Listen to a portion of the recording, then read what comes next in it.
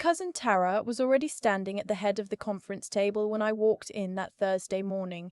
She didn't look at me. That was the first sign. I set my laptop bag down in my usual seat, second from the left, near the window, and noticed that the chair had been moved. Not by much, just enough that I'd have to squeeze past two people to get to it. I told myself it was nothing.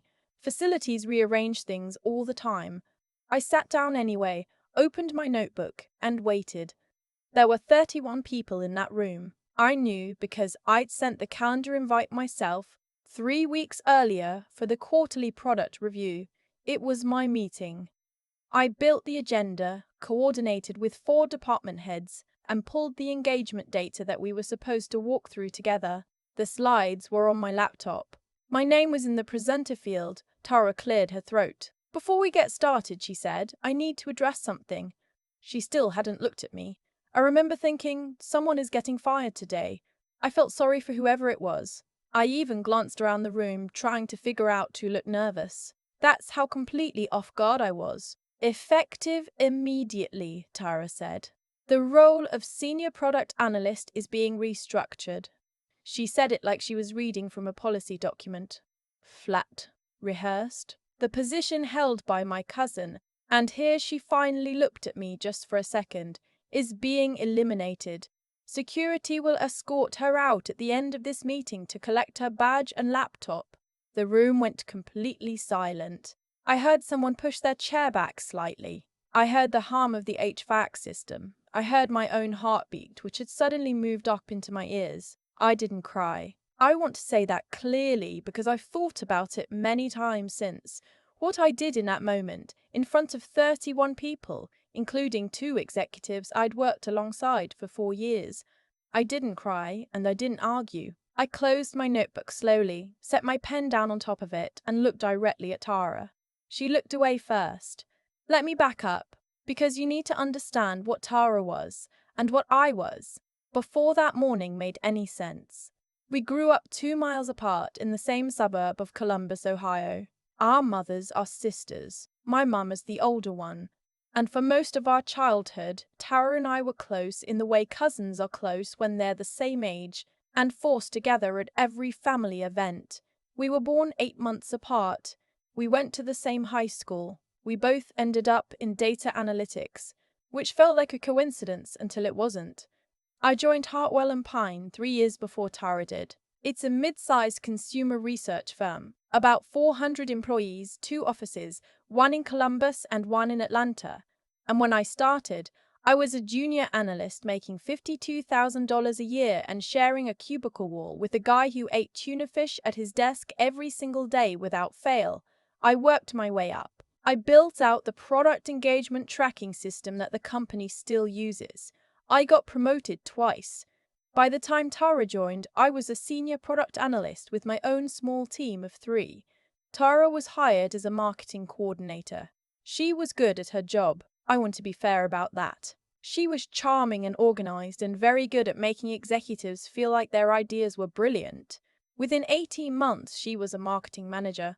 Within 2.5 years, she was director of customer engagement. The problem started the day her title jumped above mine on the org chart. It was small at first. She stopped copying me on emails I'd previously been included on. She'd reference decisions in meetings that affected my team, decisions I hadn't been part of making. Once, she scheduled a stakeholder presentation for the exact same time slot as a product review I'd had on the calendar for 6 weeks, then acted surprised when I raised a conflict. I told myself she was busy. I told myself she wasn't doing it on purpose. I told myself that for about 8 months. The thing that finally made me stop telling myself that was the Sullivan account. The Sullivan account was a regional grocery chain that Hartwell & Pine had been trying to land for 2 years. My team had built the entire data model they were using in the pitch, customer lifetime value projections, regional buying pattern breakdowns, basket analysis across 14 store formats. It was good work. I knew it was good work because I'd rebuilt it twice to make sure the methodology held up. The pitch meeting was on a Wednesday. I was scheduled to present the analytics portion. I found out Sunday night via a forwarded email chain that someone accidentally CC'd me on that Tara had told our VP of sales, a man named Mr. Dara, Faulkner that I had a conflict that week and she'd be covering my section herself. I had no conflict, nothing on my calendar. I hadn't spoken to Tara about it at all. I showed up to the pitch anyway. I sat in the back. When Tara got to the analytics slides, she presented my work without mentioning my name once. Not once. Mr. Faulkner thanked her afterward for her thorough preparation. She smiled and said it had been a team effort. We landed the Sullivan account. I got a congratulatory Slack message from HR that named 6 people. I was not one of them. I sat with that for 3 days before I decided what to do about it. I didn't go to HR right away. I know that sounds like the wrong choice in hindsight, but I want to be honest. I was scared. Tara was connected in a way that I was not. She had lunch with the CFO. She was invited to the leadership offsites that I wasn't. She knew how to work a room in a way that made people feel chosen, and she made very sure that the people who mattered felt that way around her. What I did instead was start keeping records. I printed out every email where my work had been presented without attribution. I saved Slack messages. I documented the timeline of the Sullivan account with timestamps. I kept a log in a notes file on my personal phone, nothing on my work devices, that I updated every time something happened that felt off. By October of last year, I had 43 entries. I also started quietly talking to people on my team. Not accusatory conversations. I want to be clear about that. I wasn't trying to build a coalition or start something. I was just paying attention to whether other people were experiencing what I was experiencing. And what I found was that 2 members of my team, a woman named Petra who'd been there 6 years, and a younger analyst named Wes, had both noticed patterns that matched mine. Projects kicked down from Tara's team with no context and impossible deadlines. Credit routed upward and sideways, never down. Feedback that was vague enough to be deniable but specific enough to sting. Petra told me she'd stopped putting her best ideas in writing because she was afraid they'd end up in someone else's slide deck. That hit me harder than I expected. I had a one-on-one with my direct manager that November. His name is Derek. I've never had a problem with Derek. He's straightforward and fair, and I laid out what I'd been tracking. Not all 43 entries, just the Sullivan account, 2 other instances of misattributed work, and the scheduling conflict. I kept it factual. I didn't use the word sabotage. I didn't mention that Tara was my cousin, though Derek already knew. He listened. He said he'd look into it. He thanked me for bringing it to him directly. 2 weeks later, Tara was promoted to Vice President of Strategy. Derek stopped making eye contact with me in the hallway after that. I don't know exactly when Tara decided to get rid of me. I've tried to pinpoint it, but I can't. What I know is that by February, things had shifted in a way that felt deliberate and coordinated. My team's budget for Q1 was cut by 30% with no explanation. A project I'd been leading for 7 months was reassigned to a vendor, with a 2-line email from Tara's office saying it was a strategic relocation of internal resources. I was left off the distribution list for the new company-wide analytics platform rollout, a rollout that would directly affect every tool my team used. When I tried to get a meeting with the VP of Technology to ask about it, his assistant came back and said he was fully booked through the end of the quarter and I should coordinate with VP Strategy on any integration questions. VP Strategy was Tara. I sent her a meeting request. She declined it and suggested we sync async via email. I emailed her. She responded 4 days later, CC sing 3 people I didn't know, with an answer that didn't address a single thing I'd asked. That was the week I called my mum. She asked me if I was sure. I told her I was. She was quiet for a long time, and then she said, "That girl has always needed to be the only one." I didn't say anything back, but I thought about it for a long time after we hung up. I started looking for another job in March. Not because I wanted to leave, I had built something real at Hartwell and Pine and I knew it, but because I was starting to feel the walls moving in a way that suggested I wouldn't have a choice much longer. What I didn't know was how fast it would happen. The Thursday morning of the quarterly product review, I arrived at the office at 7:40. I always got there early for meetings I was running. I liked to have the slides loaded and the room set before people filtered in. I stopped at the coffee station on the 2nd floor, poured a cup, nodded at two people from the finance team. Everything felt normal. I walked into the conference room. Tara was already there. The chair had been moved. I sat down. She cleared her throat. And then she said what she said. In the 40 seconds or so that it took her to say it, I experienced something I can only describe as a very sudden, very cold clarity. Like stepping outside in January and having the air hit you all at once. Everything sharpened. I could see the body language of every person in that room. Who was looking at me, who was looking at Tara, who was staring at the table in front of them, because they already knew and couldn't stand to watch. There were 8 people who already knew. I counted them later by the way they didn't react. When she finished speaking, a woman named Avery, who sat 3 seats down from me and had been on my team for 2 years, pushed back her chair, not dramatically. She just stood up, picked up her notebook, and said to no one in particular, "I'm sorry, I can't be part of this." Then the guy next to her stood up. His name was Joel, and he was from the data engineering team, and we'd worked together on 3 projects, but I wouldn't have called us close. He stood up and picked up his coffee and didn't say a word, just walked to the door. Then Petra stood up. Then Wes. Then 5 more people in the next 30 seconds, in ones and twos, with the scraping of chairs and the quiet gathering of bags and notebooks, until 11 people had walked out of that conference room. 11 people, in front of the VP of sales, 2 directors, and my cousin who had just announced that I was fired. The room was so quiet when it was over that I could hear the ventilation system cycling. I looked at Tara. Her jaw was tight. She was holding her pen with both hands, which she did when she was controlling something she didn't want to show. I recognized it from Thanksgiving dinners and family arguments, and the time in high school when she didn't make varsity and had to sit across from me at the awards dinner, where I got a commendation from the coach. I picked up my notebook and my pen. I stood up. I said, "I'll wait for security downstairs," and I walked out. I sat in the lobby for 22 minutes before anyone came. One of the security officers, an older man who'd worked the front desk since before I joined the company, handed me a bag with the contents of my desk and said he was sorry.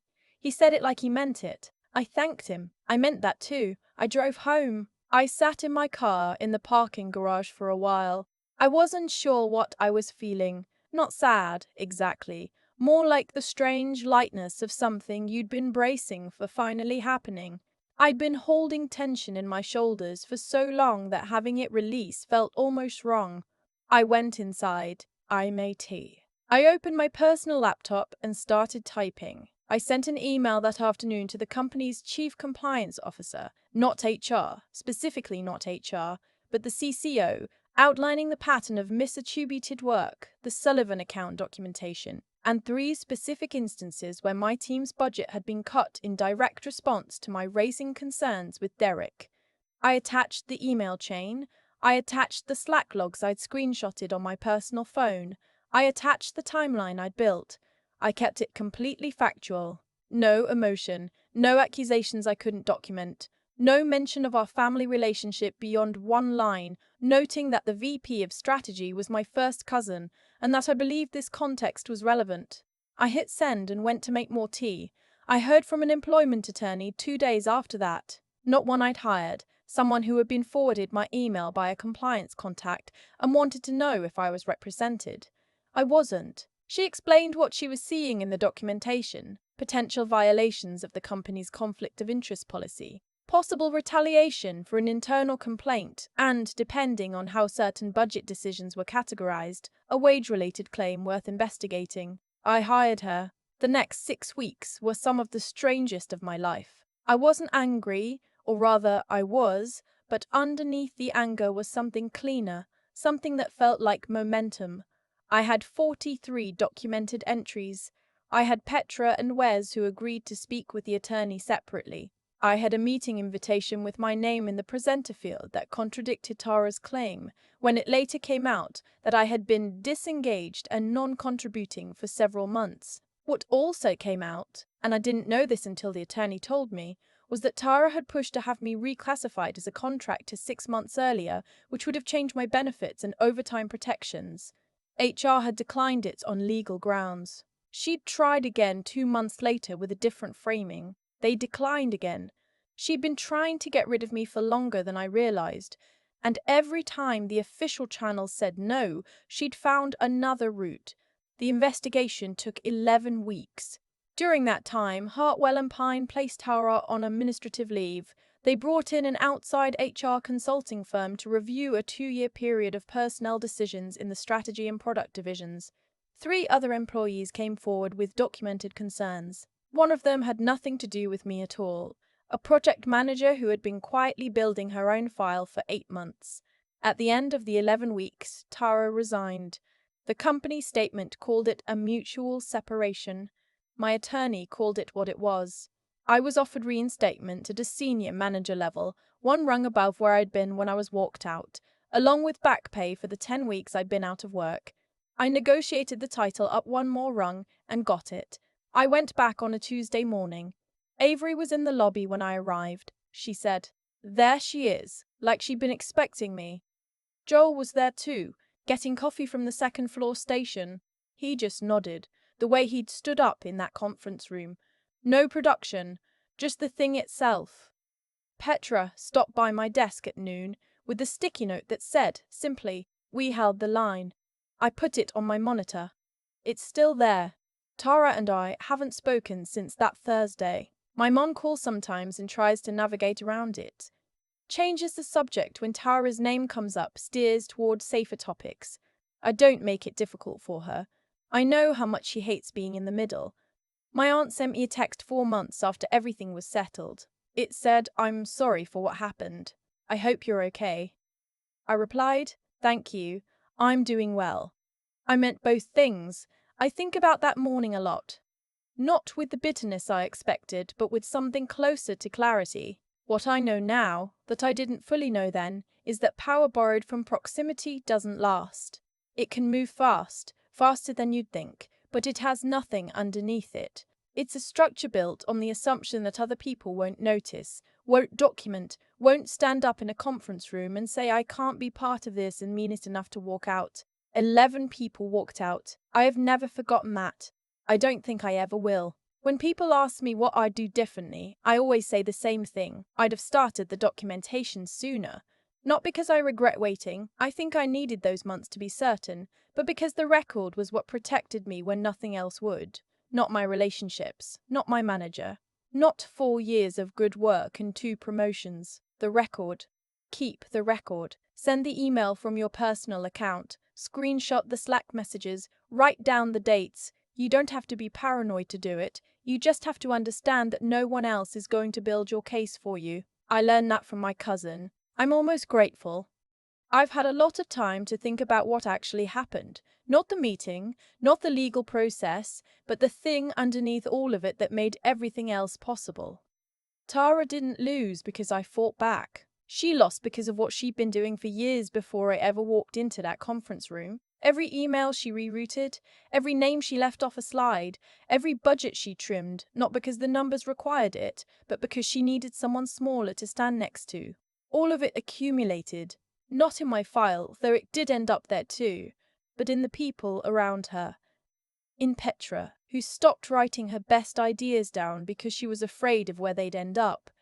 In Avery, who pushed back her chair that Thursday morning and said, "I can't be part of this without anyone asking her to." In the project manager I'd never met, who had been building her own documentation for 8 months before I ever sent a single email to compliance. What Tara built over 2.5 years was a structure that depended entirely on nobody noticing, nobody saying anything, nobody deciding that enough was enough. And the thing about that kind of structure is that it works, until the day it doesn't.